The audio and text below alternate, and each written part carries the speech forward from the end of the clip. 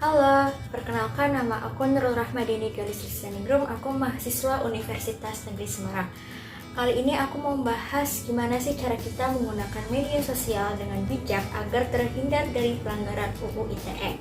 Sebelumnya kita itu dalam berkegiatan sehari-hari kita itu diatur dan diikat oleh sebuah undang-undang dengan tujuan mengatur dan menata kehidupan dalam suatu negara supaya masyarakat yang diatur oleh hukum itu memperoleh kepastian, kemanfaatan, dan keadilan dalam kehidupan bernegara dan bermasyarakat.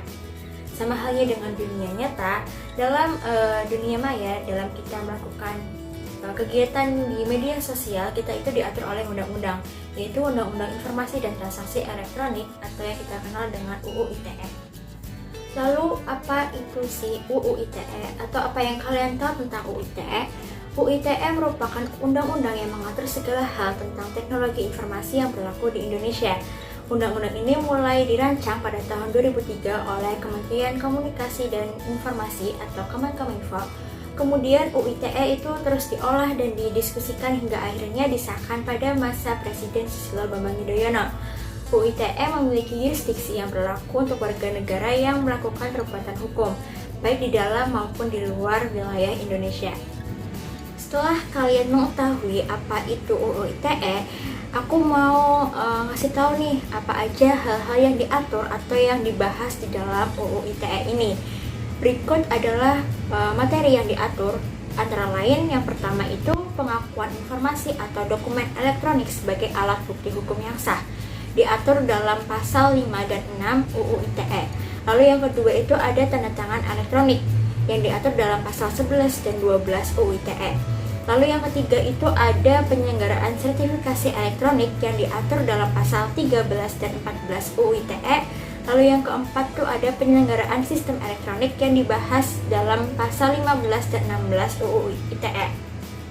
Lalu yang kelima itu ada perbuatan-perbuatan yang dilarang dalam menggunakan teknologi informasi atau cybercrime.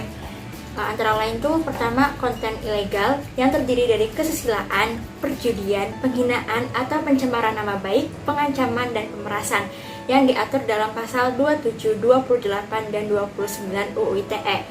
Lalu yang kedua tuh ada akses ilegal yang diatur dalam pasal 30. Yang ketiga tuh ada intersepsi ilegal yang diatur dalam pasal 31. Lalu yang keempat itu ada gangguan terhadap data yang diatur dalam pasal 32 UU ITE. Lalu yang kelima itu ada gangguan terhadap sistem yang diatur dalam pasal 33 UU ITE. Lalu yang keenam itu ada penyalahgunaan alat dan perangkat yang diatur dalam pasal 34 UU ITE. UU ITE ini tentunya menimbulkan banyak manfaat positif. Di antaranya yang pertama itu menjamin kepastian hukum bagi masyarakat yang melakukan transaksi secara elektronik. Lalu yang kedua itu ada mendorong pertumbuhan ekonomi Indonesia. Lalu yang ketiga itu sebagai salah satu upaya mencegah terjadinya kejahatan berbasis teknologi informasi. Lalu yang keempat itu ada melindungi masyarakat pengguna jasa dengan memanfaatkan teknologi informasi. Oke, aku tuh udah bahas tentang pengertian, isi dan manfaat dari UU ITE.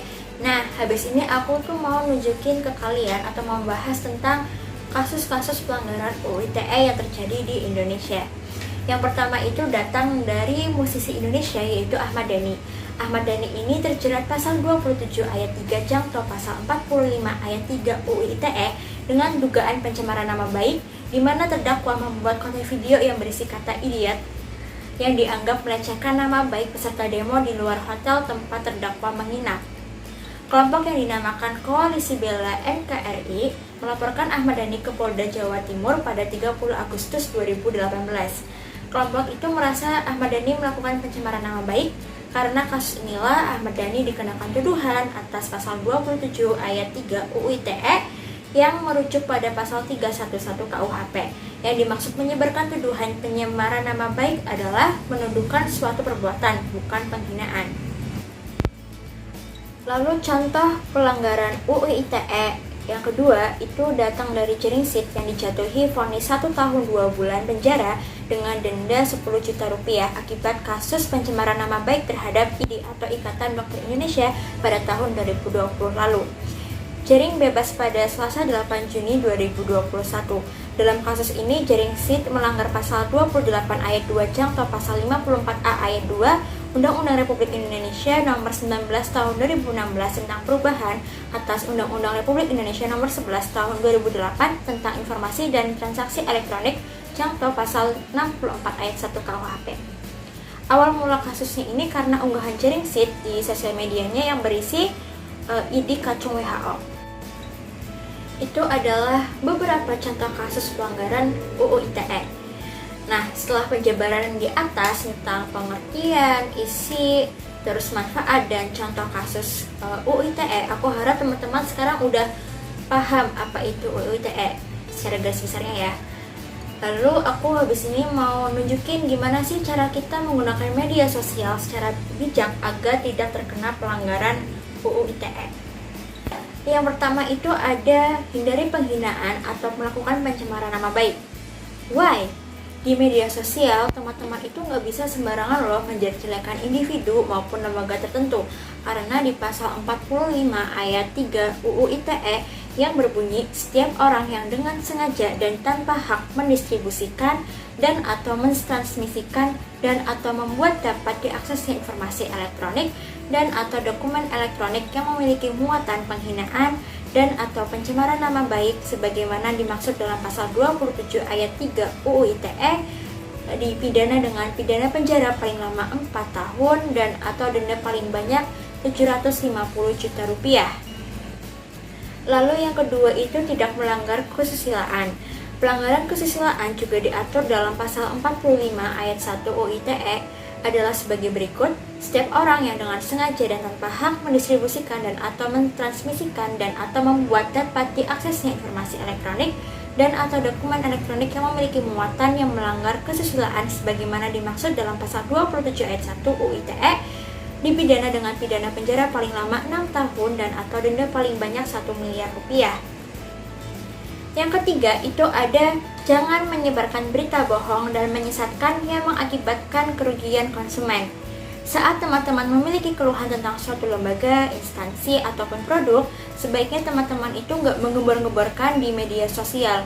Kenapa? Why? Karena perilaku seperti itu dapat dianggap berita bohong yang menyesatkan dan diatur dalam pasal 45A ayat 1 UU ITE yang berbunyi, setiap orang yang dengan sengaja dan tanpa hak menyebarkan berita bohong dan menyesatkan yang mengakibatkan kerugian konsumen dalam transaksi elektronik sebagaimana dimaksud dalam pasal 28 ayat 1 dipidana dengan pidana penjara paling lama 6 tahun dan atau denda paling banyak 1 miliar rupiah.